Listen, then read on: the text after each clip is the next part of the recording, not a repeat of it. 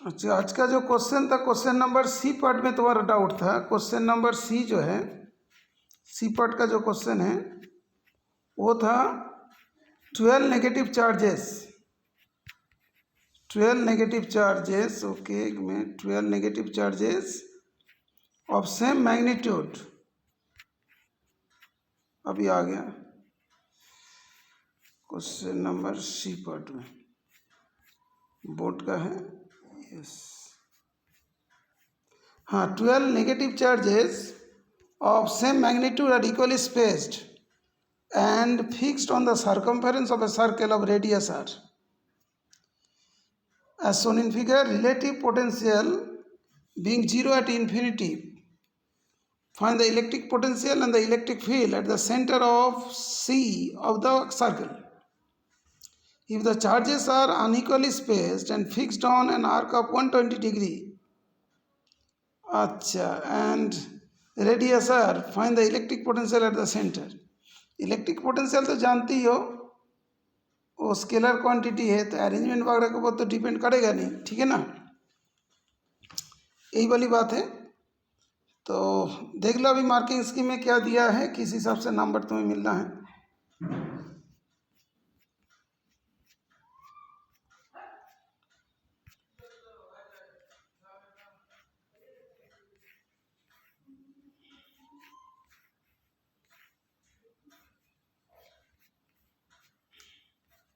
C part, finding electric potential at the centre 1 marks मिलेगा, finding electric field at the centre 1 marks, finding electric potential at the second B part का 1 marks. Okay, तो direct आ जाएगा।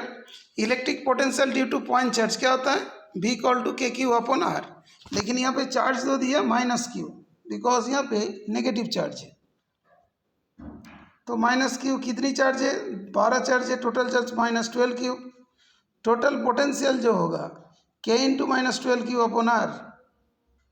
Okay, K का values तो होता है ना 1/4πε0 पुट कर दो, तो minus 12 Q upon 4πε0 R. Marking scheme जो है, इसमें फर्स्ट पार्ट करने से फॉर्मूला लिखने से हाफ, फॉर्मूला लिखने से हाफ मिल गई, और यहाँ तक लिख दिया तो अनदर हाफ मिल गया, तो 1 हो गया। उसके बाद इनसाइड पे फील्ड की बात कर रहे हैं ना, potential and electric field. Electric field तो 0 हो जाएंगे, सबको पता है, वो सिमेट्री है, मतलब सेंटर का left right top bottom, okay, forward backward सारे डायरेक्शन में फील्ड एक दूसरे का अपोजिट होगा तो कैंसिल कर देंगे, तो नेट फील्ड क्या होगा, 0 हो जाएगा। सीधे आंसर लिख दिया, बाई सिमेट्री। ओके, उसके बाद बी पार्ट। बी पार्ट तो जानते हो कि जो इलेक्ट्रिक पोटेंशियल होता है is a scalar quantity, does not depend on the placement of charge, इसीलिए potential that will remain same, that is minus 12 Q upon 4πε0 R. ठीक है, हो गया। बाकी क्वेश्चन को भी डिस्कस करते हैं।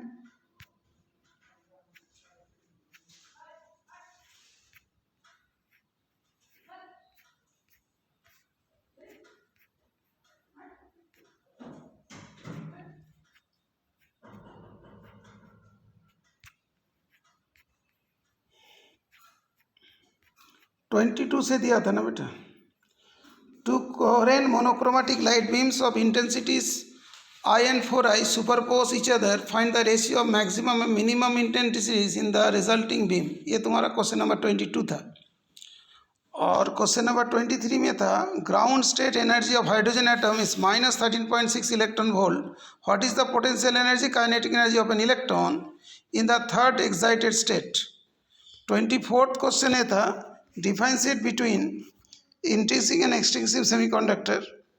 And B part था, draw the circuit arrangement for studying VI characteristics of PN junction diode in the forward bias and reverse bias. So the plot of VI characteristics of a silicon diode. Good. Briefly explain the diffusion drift current contribute to the formation of potential barrier in PN junction diode. तो 1 by 1 marking scheme के according देख लो। पहला जो question था उसी के according भी check कर दूंगा कॉपी। हाँ, ये जो 22nd क्वेश्चन था, coherent monochromatic beam of lights IN4I, वो तो डायरेक्ट भी कर सकते हो। मैक्सिमम मिनिमम, मैक्सिमम में तो √I1 प्लस √I2 का होल स्क्वायर और I1 माइनस I2 का होल स्क्वायर, ठीक है।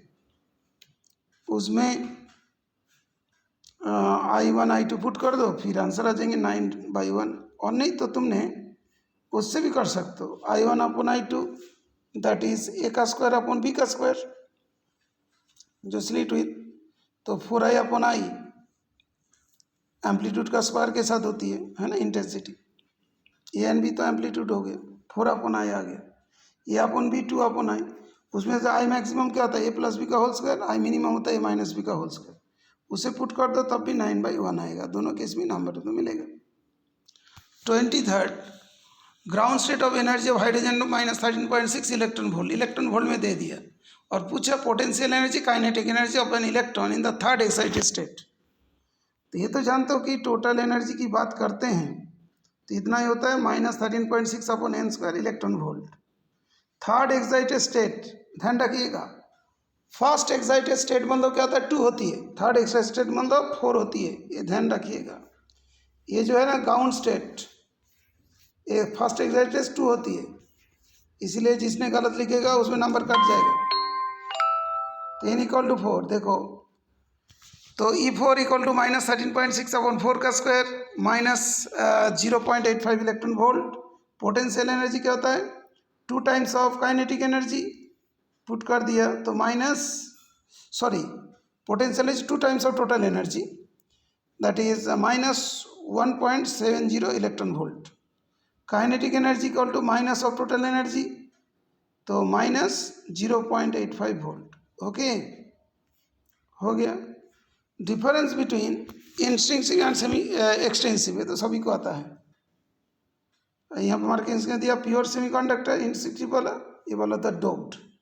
लो conductivity at room temperature, high conductivity, NE = NH, यहाँ पे NE ≠ NH, कोई भी 2 पॉइंट दे दो।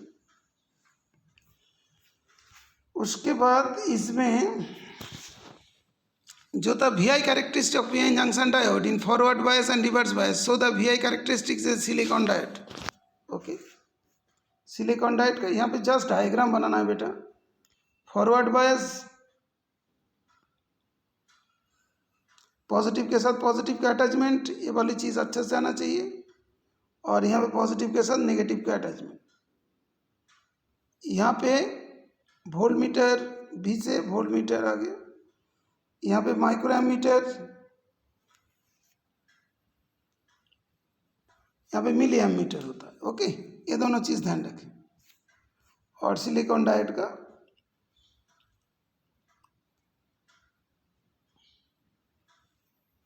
0.6 वाले जो बुक में दिया है इसे ध्यान रखो। और ये होता है कि फॉरवर्ड बायस में मिली एम्पियर में, रिवर्स बायस में माइक्रो एम्पियर, और ये वाला जो जेनर वोल्टेज जो बोला जाता है। ओके, ये डायग्राम के अंदर होना चाहिए। 25th जो दिया था, explain briefly the diffusion and drift current contribute to the formation of potential barrier. Okay, ये तो डायरेक्ट लिख दो, ये तो थियोरी पार्ट है। Diffusion current due to concentration gradient at the junction from a face charge region consisting of immobile charge carriers, positive and negative, fix वाला होता है, उन लोग मूव नहीं करते। Due to this an electric field is generated at the junction giving rise to drift current in a direction opposite to the diffusion current. Okay, diffusion current तो वही होता है जो तुम्हारा मेजॉरिटी कैरियर्स के वजह से, और ड्रिफ्ट करंट होता है माइनॉरिटी कैरियर्स की वजह से। The potential at which the diffusion current becomes equal to the drift current is called potential barrier. I have briefly explained how the diffusion drift current contribute to the potential barrier. Okay, तो drift current कैसे बना लिख दो, diffusion current कैसे लिखा लिख दो, और जब मान लो कि drift current and diffusion current बराबर हो जाती है तब उसको क्या बोलते हैं potential barrier. The potential at which diffusion current equal to the drift current is called potential barrier. Okay, तो इसके आंसर को करके सॉल्व करके सेंड कर दीजिए।